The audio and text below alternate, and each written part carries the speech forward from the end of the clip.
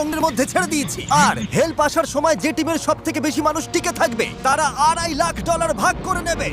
নীল পোশাক পরা মানুষগুলো হলো সার্ভাইভাল এক্সপার্ট, আর লাল পোশাক পরা মানুষগুলো হলো অ্যামেচার, যারা হয়তো জঙ্গলের পরিবেশের সাথে মানিয়ে নিতে পারবে না। ব্লু টিম, ব্যাগগুলো নাও আর আমাকে ফলো করো। তোমরা টানা কতদিন জঙ্গলে থেকেছো? সবচেয়ে বেশি 3 মাস।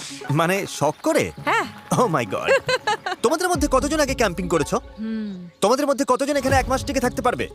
ও মাই গড, ওদের অবস্থা এখনই খারাপ। আমি জানতাম যে ব্লু টিম সুবিধা পাবে, তাই খেলা শুরুর আগে আমি রেড টিমকে চ্যালেঞ্জের কথা জানাই, এমনকি তাদের দোকানেও নিয়ে যাই যাতে টিকে থাকার জন্য সব দরকারি জিনিস কিনতে পারে। ঠিক আছে, দেখাও তো কি কি নিয়েছো তোমরা। আমার কাছে দড়ি আছে আর এই যে ফ্লোরে একটা টার্প ও, আছে। তুমি কি একেবারে 24টা জলের বোতলের প্যাকেট কিনে এনেছো?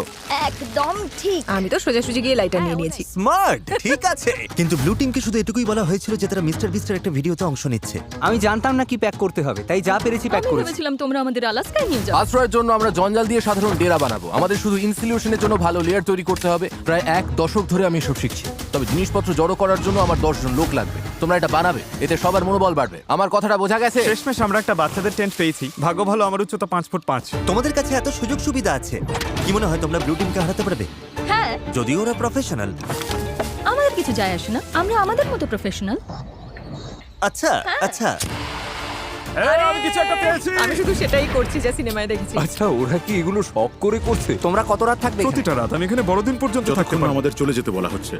জঙ্গলে কষ্ট করাই ওদের শখ। Good night. প্রথম রাতেই পরিষ্কার বোঝা গেল যে বাড়তি সুবিধার কারণে রেড টিমের কাজ অনেকটাই সহজ হয়ে গেছে।